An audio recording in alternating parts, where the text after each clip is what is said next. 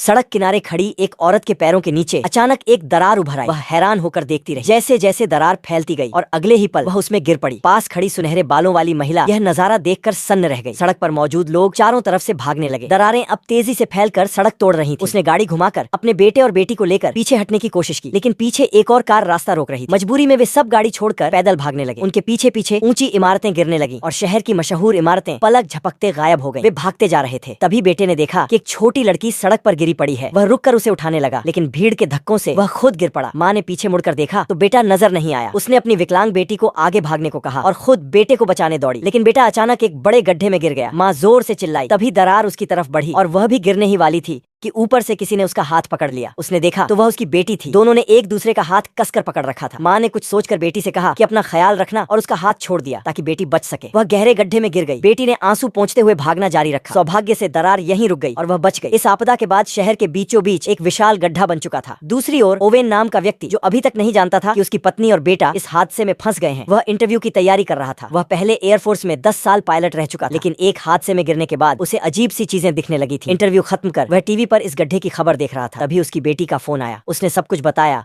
तो वह तुरंत उसे ढूंढने निकल पड़ा। इस बीच रेस्क्यू हेलीकॉप्टर और पुलिस मौके पर पहुंच गए। ओवेन ने बेटी को गले लगाकर ढांढस बंधाया। तभी आसमान में अजीबोगरीब आकार वाली विशाल लड़कियां उड़ती हुई दिखीं, जिन्हें किसी ने पहले कभी नहीं देखा था, लेकिन ओवेन उन्हें पहचानता था क्योंकि सुबह वह उसकी गलतफहमी यानी भ्रम में आ चुकी थी। उधर गहरे गड्ढे में गिरी सुनहरे बालों